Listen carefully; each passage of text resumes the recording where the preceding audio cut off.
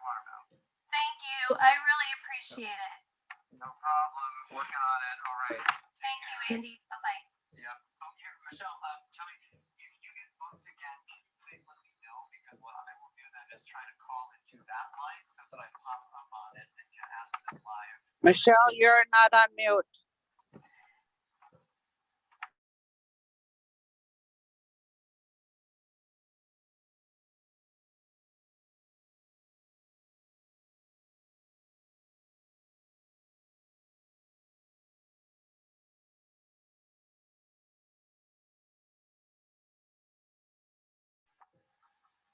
You want to start? Okay, welcome everyone. Thank you so much for joining. I'm sure some more people will be coming in, and I just wanted to open up the virtual space by letting you all be aware that this meeting is being recorded. This gathering is being recorded so that this information can be shared with more people. And you can just drop in the chat if you have any questions or needs around that. And I just wanted to welcome you to this Rights of Mississippi River gathering and give you a little bit more information as well as curiosity about the choices of not having the in front of Mississippi River. And that was really inspired by the writings of Robin Wall Kimmerer, who talks about the difference between a subject and an object with the word the, and we're really acknowledging the personhood, the liveness of Mississippi River by referring to Mississippi River as Mississippi River and not the Mississippi River. So you'll hear that tonight and get to practice that with us, as well as we will be welcoming into the space the Dakota, Lakota, and Ojibwe words for water, which are Mini, Mini, and Nibe. So you'll hear water referred to in the traditional languages of the land that we are on. And with Zoom and virtual gatherings, let's just be respectful by being on mute unless you're talking. And we just are so grateful for you being in this space with all of us. I'll pass it on to our next person, but I am Caspian. I am one of the people holding space with you all today. Thank you so much. On Saturday that we are excited about here in Minneapolis. So we're glad to be back. And so now we will have our land acknowledgement statement from Caspian.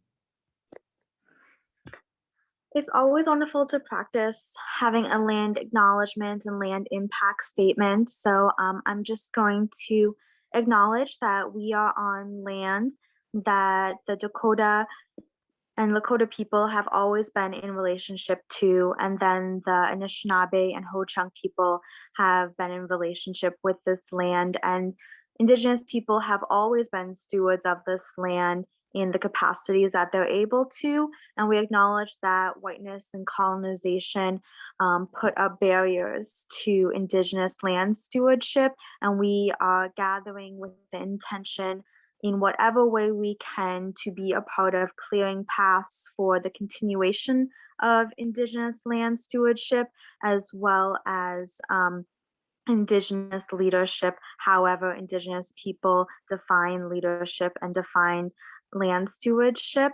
And we really feel like you all joining tonight is a part of putting these intentions into practice as we're trying to acknowledge the aliveness and relationship with water instead of thinking it as a resource or object. And so you join tonight is a part of putting these intentions into practice. And may we acknowledge that we all come from people who have had relationships with land, but that oppressive systems have disconnected us from relationships when oppressive systems are about division. So again, this practice of lifting up the indigenous people of this land is a way also to honor all of our roots, and what we practice with land, we end up practicing with each other. And so may we practice having reciprocal loving relationships with land, where we listen to water and we listen to land, and then we can listen and learn from each other in a similar way. So thank you for being curious and open and intentional with how we practice relating with water and relating with each other tonight. So thank you so much, and I'll pass off to our next speaker.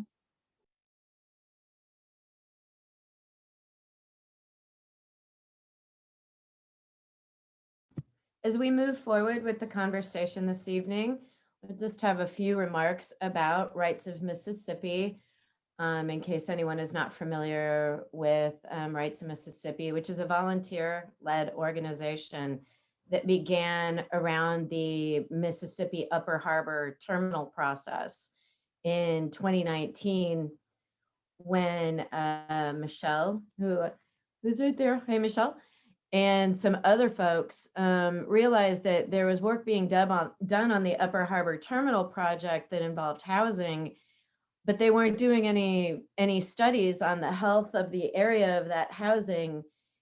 And so moved forward on how Mississippi could have rights. And Michelle worked with Tish, who I see down there as well. Hi, Tish, to get us in the right frame of mind about rights of water and rights of nature. And so what we are here now doing with Rights of Mississippi, that we are here with in solidarity with our relatives in northern Minnesota and Manoomin Camp in White Earth also. And we are focused on treaty rights education, meaning that we'll educate ourselves and others, as well as economic, social, and racial justice and rights for nature, water, land, and all our relatives, plant and animal. And with that, we will move into the discussion part of our meeting here tonight. Thanks, Wendy. This is hello from Cleveland, Ohio, and the shores of Lake Erie.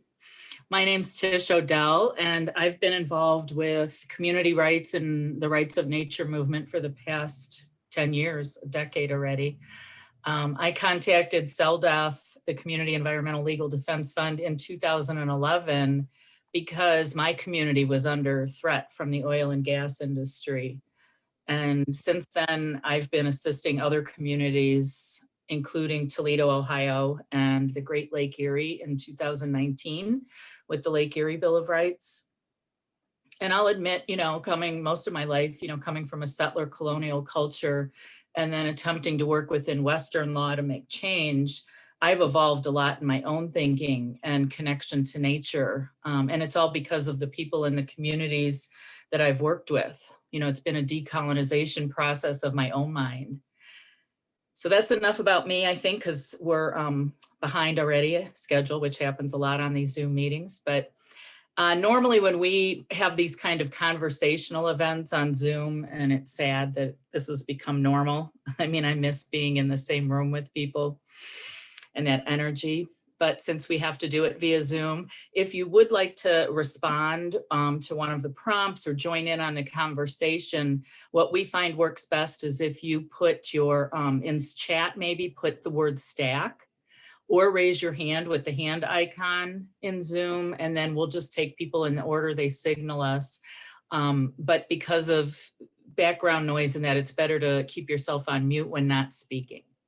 So Kai, I will turn it over to you now. Thanks, Tish. Thank you everyone for being here tonight. I work as a fellow organizer with Tish O'Dell at the Community Environmental Legal Defense Fund. My name is Kai Hushka. I'm currently on the coast of Oregon. I do live in Spokane, Washington. I live along what's called Hangman Creek, where it runs into the Spokane River. It's the traditional lands of the Spokane and Coeur d'Alene tribes. And what we thought we would do this evening is really just have an open, hopefully free-flowing conversation about topics like water, about the Mississippi, what it means to each of us, how we may interact with it. So, for instance, on this question of water, as Caspian mentioned at the beginning, the different Lakota and Dakota words for water, however you may refer to it, I was looking at that question myself and sort of kicking this off, and I'm like, okay, I made coffee this morning. I played in the ocean. I took a shower afterwards. As Wendy just held up, I had a glass of water, and to be honest, probably didn't think much about it, but it's a pretty powerful question when we start to really think about our connection to water and how it really is life in so many ways. So we thought we would just kind of start with that in the sense of getting people's own kind of connection, whether in that kind of sort of boring way I just described it, in the everyday check off the list way, or other means of which water has this sort of sense for you. So we'll kind of guide the conversation from there, but maybe just starting off with this idea of how do you interact with water? What's your sense of it? So if someone wants to jump in from there, we'll move along as we go. So feel free.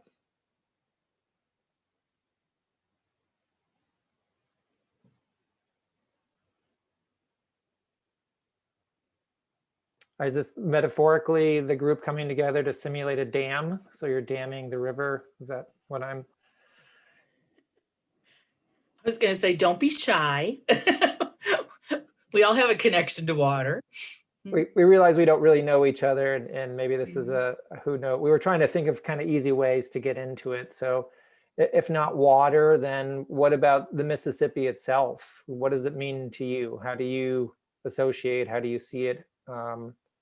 Maybe that might be an easier question for people.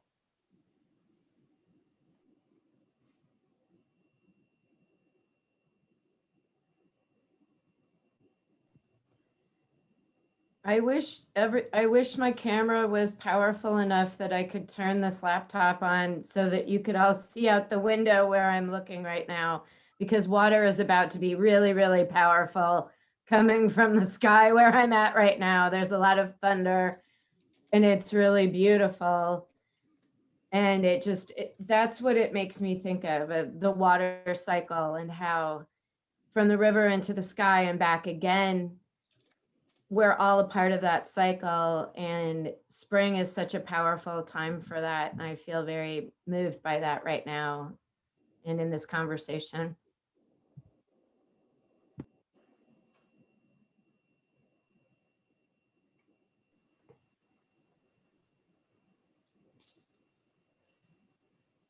Anybody else want to jump in with a comment, observation? Jamie? I really I mean, we all love water, and I really love like how it like, I don't know, it can rejuvenate us, like taking baths, salt baths, or like being out in the rain, or it just like washing off the plants in the street and like everything. It just brings like, I don't know, new life. And yeah, spring's a good time.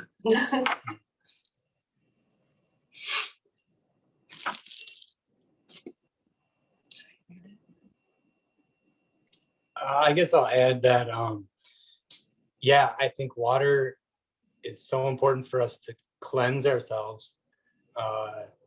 And there's kind of a metaphor for the world we live in right now, that we're in a time where I feel there's going to be a lot of cleansing, and I'm thankful for water to do that.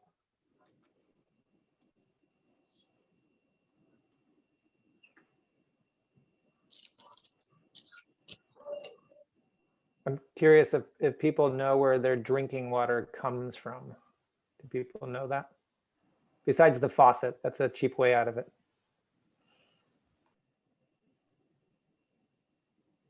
think a few people on here, it's from the Mississippi, or a handful of people. Ours is from the Mississippi.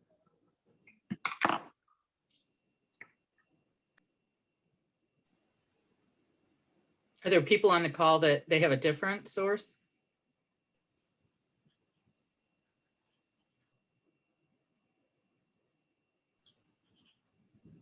Hannah said Mississippi. Did you want to say something, Chris? I saw you go off mute there. No, I was just gonna say Mississippi too. That's where mine comes from. I live in Minneapolis.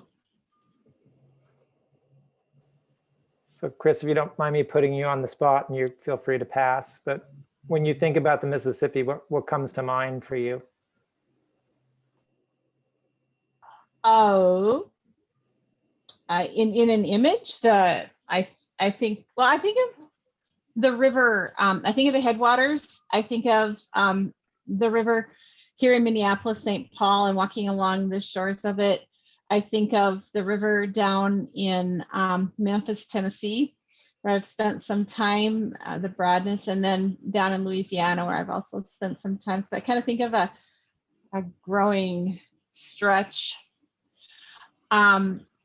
I don't know, I've missed most of the conversation. I apologize. I came in from another meeting, but I've been exploring and trying to work on my removing the, I guess that's what, removing the and talking about Mississippi. And I come from a water resource professional background. And so I'm trying to divorce myself from water as a resource and understanding water as itself and as a lifeblood. In fact, I was just watching something today referring to our rivers and streams as the veins of the earth and the connectedness of that. So yeah, there's a mixed bag of impressions and ideas wrestling around inside of me.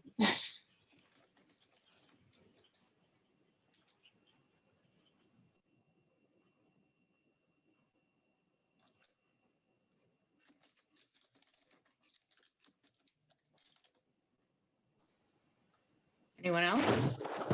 Hello, I live on the north side of the Mississippi River, and most people don't understand that because they only think of the Mississippi River running from the north to the Gulf of Mexico. But when it leaves the headwaters, it goes east, and then it takes a right turn just near Grand Rapids, Minnesota, and goes south to the Gulf of Mexico.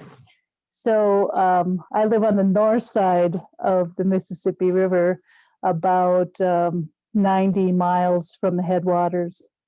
And I was just thinking about Chris talking about learning how to not see water as a resource. And one of the main ways to do that is to remember that without water, none of us would be here. Our first experience of water is the birth water. Without the birth waters of the pregnant mother, we don't get to live. So we all have that initial first intimate relationship with water before we even breathe air. So that's how dependent upon water our lives are. I've had the pleasure, there's probably other people on this call, of doing water walks. I did them both with Josephine Mondamin, First Nations Anishinaabe Medewan grandmother, rest in peace, Josephine, and also with Sharon Day, who's Anishinaabe grandmother from Boys Fort Reservation, Ojibwa, she's from northern Minnesota. And I've done water walks with both of them. And next month, it will be 8 years that every single week, a little group of us women has prayed for the Mississippi River at the Mississippi, no matter what the weather. We probably missed 5 Sundays in 8 years. And sometimes there's one of us, sometimes there's 15 of us, but we go to the Mississippi River, whether it's like 110 or 45 below. We go and we pray for the Mississippi River because Josephine Mondamin in her spiritual lodge Eddie Benton Benet asked the people, he's talked about the water's sick. And he said that many years ago. And he asked the people, what are you going to do for the water? And so Josephine Mondamin walked around every single one of the 5 Great Lakes. She did the length of the Mississippi twice. She walked between Duluth, Minnesota and the Atlantic Ocean twice, praying for the water before she passed a couple of years ago. So that's part of what people can do. You don't have to go to the Mississippi or to a lake. You can take a glass of water at 9 o'clock your time on Sunday morning and know that there are people praying for the water at the Mississippi every single Sunday. And in May, it'll be 8 years we've done that.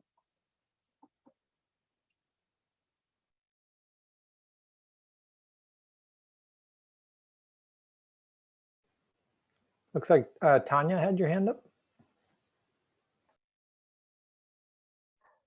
Hello, everybody. I'm Tanya Abid, and I am currently staying next to the Mississippi River. And it's really great to be able to wake up every morning and be able to look to the east, and there she is, flowing downstream.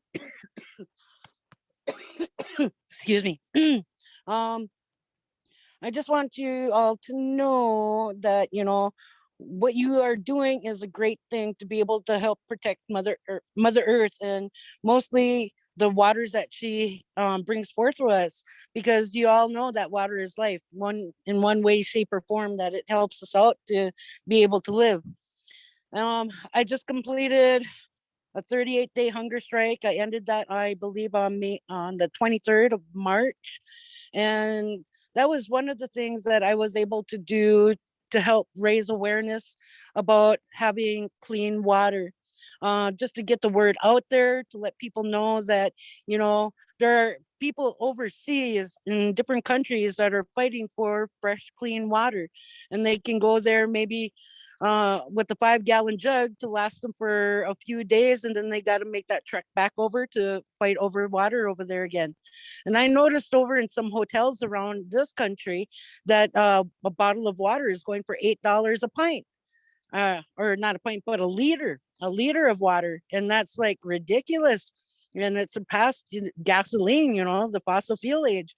So, you know, I not only take a look at the pipeline that's going to be running through the lands over here called Line 3. We defeated that pipeline before when it was the Sandpiper and a couple other names that it had. So, you know, the more that we stand strong in helping Mother Earth and the waters of these lands, you know, the bigger impact that we will have to be able to stop this thing again.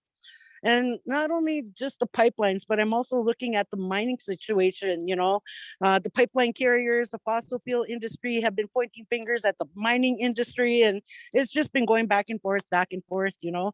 And somebody's got to take, those guys have got to take accountability of what they are doing. And it's like they think that they've ingrained in us so much to be dependent on the fossil fuel industry and even the stuff that they mine out for, you know. Granted that we have cell phones that we're able to talk on and to be able to get on and things like that, but there are other opportunities, other different non-extraction of resources, you know. We could probably resource the garbage where the waste management sites and find a whole bunch of copper in there to be able to go on with what we got going on here in the 21st century. So, you know, I'm just doing the best that I can to be able to help raise awareness.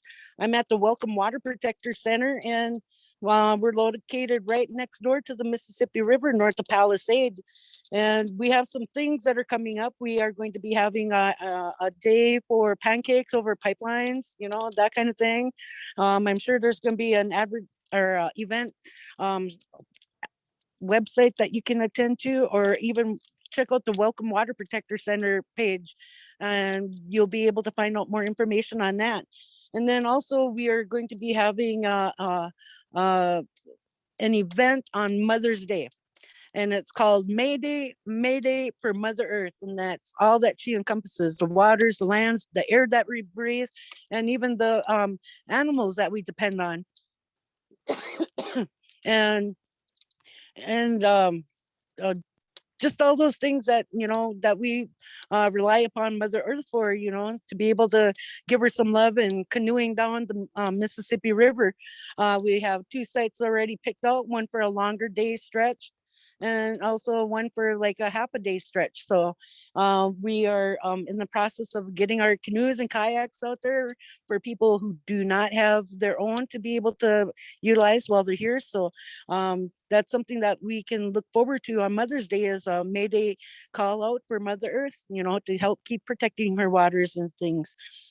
And, it's just been a crazy stance here in my position. I am full-blooded Ojibwe. My roots have been in the 1855 treaty territory, but my ancestral family has encompassed the whole lands of North and South America, especially with our own economy that we relied upon, like the wild rice and the maple sap, maple syrup, maple sugar, maple cakes. I'm just getting done with spring sugar camp here, so that's on my mind.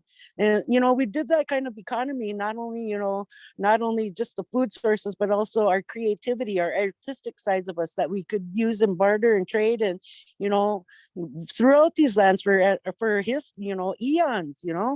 So for me, the water it was not only just a source of life, but it also helped to get us to where we needed to be. It was our freeways, back in the day.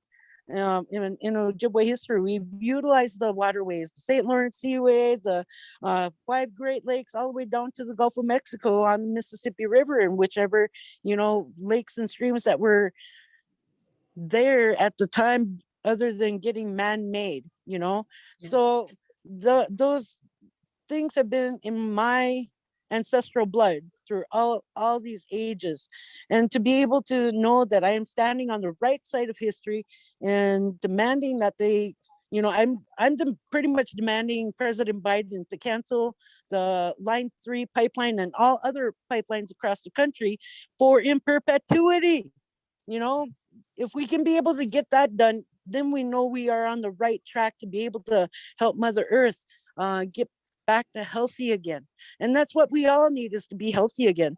And I put out a request to the state senators and people around me that maybe we could, since Minnesota wants to be this hype on cleanest, freshest, purest waters and the pristine forests and lands and all these things, that they capitalize on, right? So if they really want to do that, we need to, start looking at Minnesota being a fossil fuel addiction treatment center. Maybe that could go for the whole United States. But, have you ever seen a fat canoeer or kayaker or biker or skateboarder or horse rider? Have you seen any of those like that? Well, if they hit the buffet too much, but just other than, we can get back to doing those kinds of things and get back into a healthy lifestyle, and when pandemic 19 hit, COVID-19 hit, take a look at the air quality. Well, since everybody was staying home, the air quality went up. So that tells me, we can really survive without having to run around on all these places and cars and things like that. We can go back to using the horses and the oxen and, even if we have to go slow at it, motorcycles, but bicycles, just to be able to get back into the swing of things and getting Mother Earth back to her healthy state. So Hey, Tanya. that's what I got. Thank you. Yeah, I was going to say, you brought up some really good, interesting prompts for conversation there, Tanya. One of them being, I guess, and there were several that I thought of while you were talking, but I guess the one that was last on my mind is, who do people think is in charge or responsible for protecting Mississippi and all water? I mean, who do we put that on, and who do we think is responsible? Well, personally, myself, I blame it on the Department of Natural Resources through the Interior Department of the Washington government. That's who I put the blame on. And also the presidencies and the 1% who think they control the world. Anyone else have thoughts? Want to share? I would share, I feel like there's two different things, like who is responsible really is a collective, all of us that share the earth. And while we may have less power, some of us than others, I mean, I think there's always things we can do. I think what's happened is, at least here in the US, the culture of capitalism and white supremacy is so at odds with protecting the environment that we have a lot of work to do so we can rethink our relationship. So I think we've strayed so far, it will be tough. Thanks, Susan. Anyone else?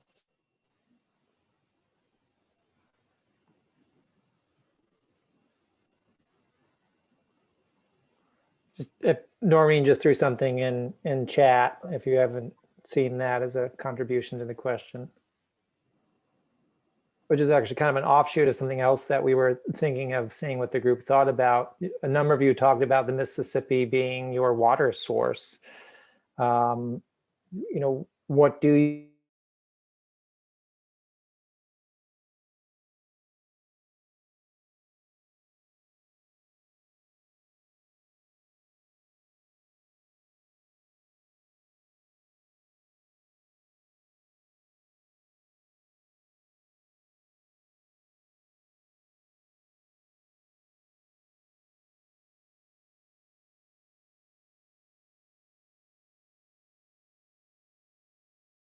asking that, and it also, like you said, depends on where one lives in relationship to the Mississippi River, because it depends on what you think of when you think of the Mississippi River and what impacts it. If most people in Minnesota don't realize that Minnesota is the source point for the water for like 2/3 of the North American continent, because there's a 3-way watershed in northern Minnesota, just east of where I'm sitting now.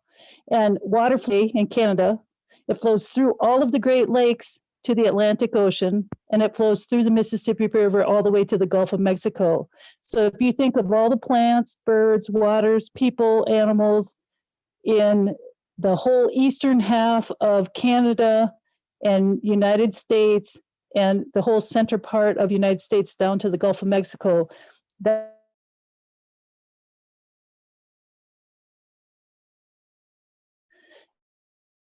the water's been sick for quite a while. The water's been sick for quite a while. Just near where I am right now, there's a power plant and a paper mill.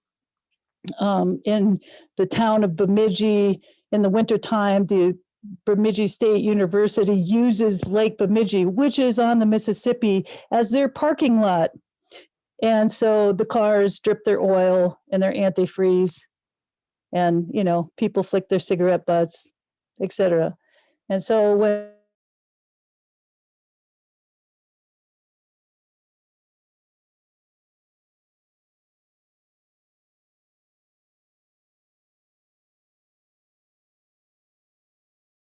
quality of our water. Caspian? Yeah, thanks for sharing that. I feel like this question is really related to a question I think about, especially like with the Million Artists Movement. We talk a lot about who benefits from us forgetting that we are water. And I think that question is really tied to the health of water and really helps us see like how the health of water is connected with our own health, and seeing how a lot of our own health would be a lot healthier if the water was healthier, and seeing that relationship and thinking about so many cultures and people having rituals with water, and water being healing and medicine, and speaking intentions into water, and thinking about the water in our bodies as well, and just thinking about who benefits from us forgetting that we're water.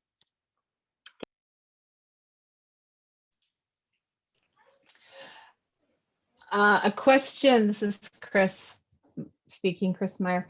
A question that that I was actually struggling with today was perceptions of what's healthy and what's unhealthy, and improvement. I was speaking with someone who is involved with monitoring, and from a Western scientific point of view, water quality in the river. And that person was pointing to in 1928, 2628, the Mississippi River was declared, Mississippi was declared dead by certain scientists.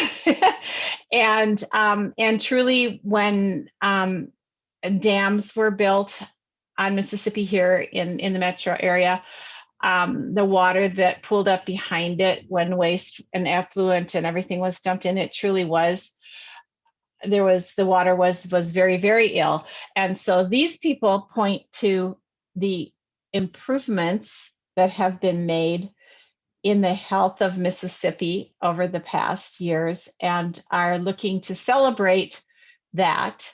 But then if you think about the multitude of stories that evolve around Mississippi, and you think about what has happened to Mississippi in the channeling and the changing and the controlling, and you wonder, it's just a struggling with different perspectives on and different stories that arise from knowing Mississippi.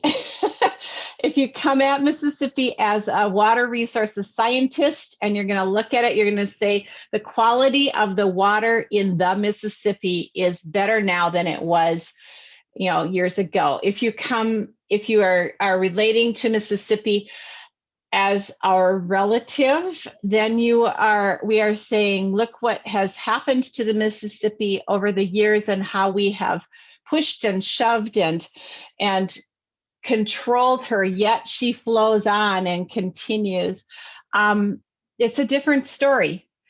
And I think the challenge is to hold all of these pressures and rubbing points and try and find the emergent knowledge and understanding that comes from a situation that isn't just one perspective. And I'm not claiming one or the other. I'm just introducing this as a struggle that I live with all the time.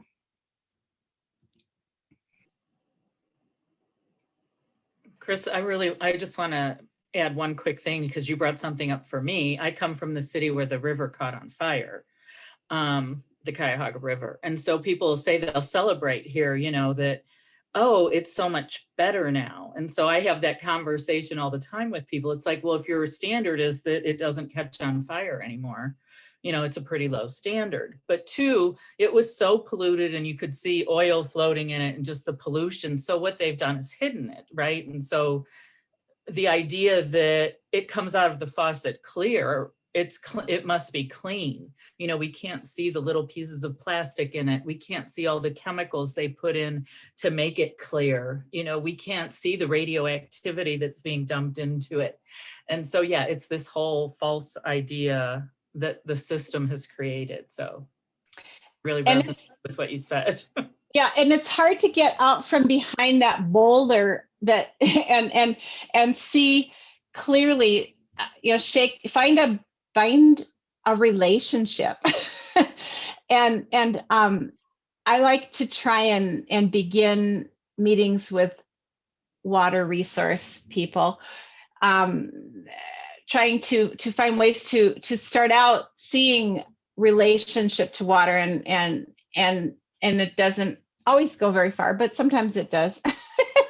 It's yeah, you're right. It's really, there's a worldview that's tied up in, as I think Susan was talking about, the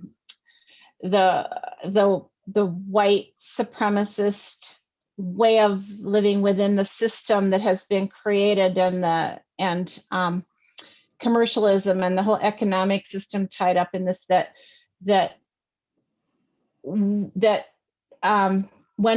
a person who has not grown up as, Tanya is blessed with a worldview that is something that is enviable from me, and one that it's hard to shake the other worldviews that we're struggling with in all of this, I think. Thank you, Chris. Thank you, everybody. We're very hopeful that we would, create some energy here, by tonight's conversation. And Susan's going to talk about really that this conversation will continue through two other events coming up, and really exploring other relationships, other possibilities. I think very much in how we close to this question of, what is the standard of health or ill health, and why do we keep having similar battles, as a number of you had pointed out. And, this idea that we're separate from versus part of, I think has a lot to do with where we sit today. And so these next conversations will explore that. And so I'm going to hand it off to Susan to talk about that aspect and some other things going on with Rights of Mississippi Group before we have to say goodbye to one another tonight. So I very much appreciate on behalf of Tish and I having the opportunity to be part of the discussion circle with all of you. Thank you for that. Thank you, Kai. So we are delighted to all of you that decided to spend your Tuesday evening talking with us about this. And we'd like you to, if you are not a regular member of the group, please look in the chat. Maybe is Amy dropping it again? Sign up in the chat, give us your email, your basic info so we can keep you informed. We'd also like you to go to our Facebook, Rights of Mississippi, and there you can keep in touch with us and follow us. You're very welcome to drop into any of our meetings. We meet every other Saturday. One is coming up this Saturday from 10 to noon. There's no obligation. You can come in and listen and come and go as you please. We want you to really feel welcome to any and all of our events and any and all of our meetings. We've got a few events coming up. We have got this weekend on Saturday morning at 11 o'clock. We have a walk with Amy. I want to say she's in the middle, but I realize not everyone sees all of you the same way I do. But AMIE Amy is putting on an event with students of the U of M, Our Walk Along the Mississippi. And she is also part of organizing an event Sunday evening from 4 to 6, which should be really fun, a soup sing. And we're going to sing the Nibis song, water song in Ojibwe, and make soup and have conversation. And it should be really a fun night. Also, of course, the next conversation that we're having about this is Tuesday on April 20th, 7 to 8 p.m.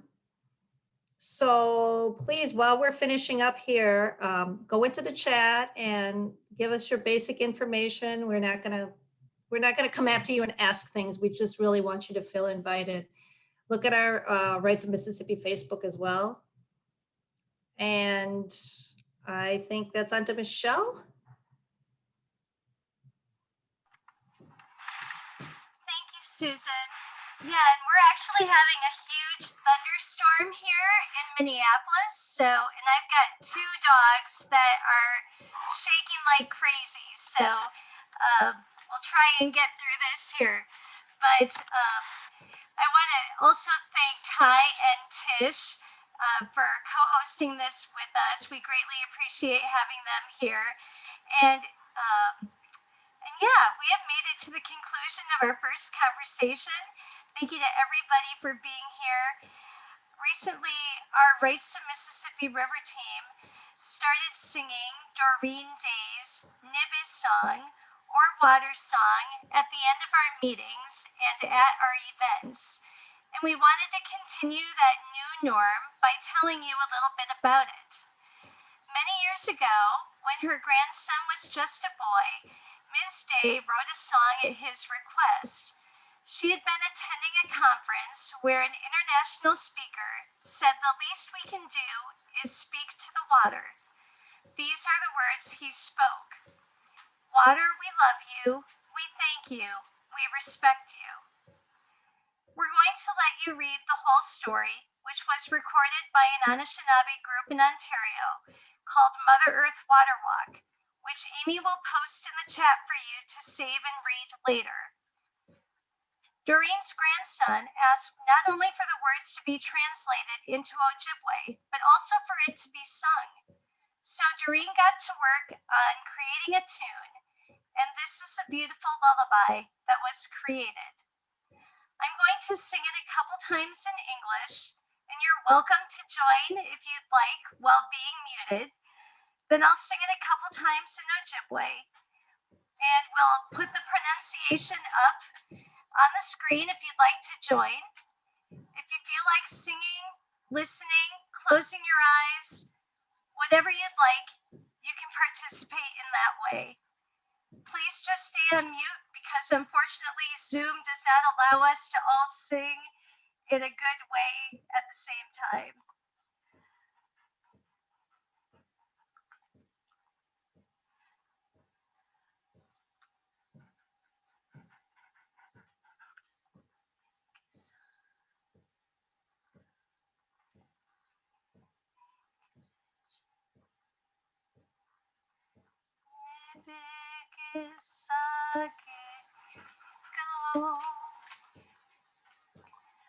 I'm sorry, I'm having some problems here with my dogs.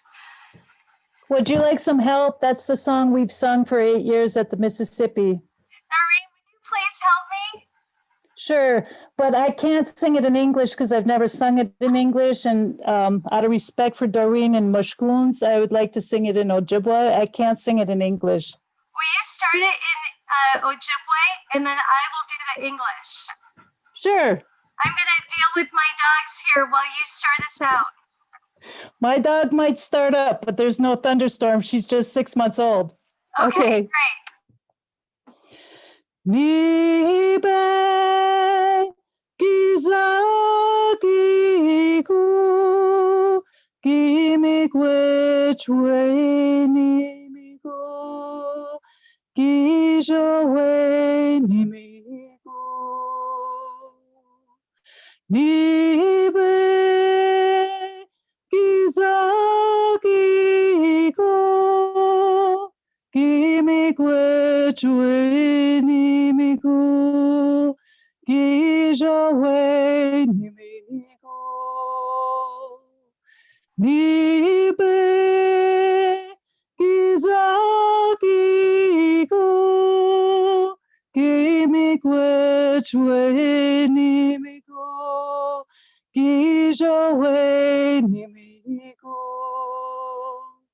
Nibe gizagigu gimik which way nimigo gijo way nimigo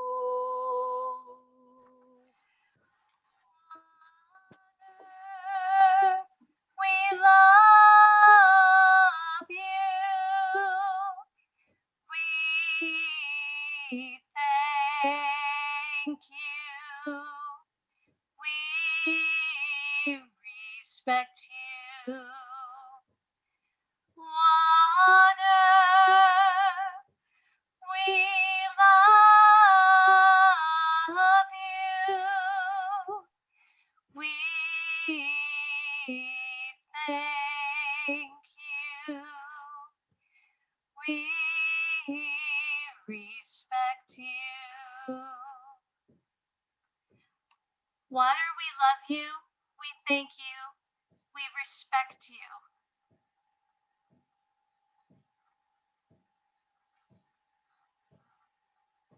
Thank you so much, everyone, for being here with us. Noreen, thank you for singing.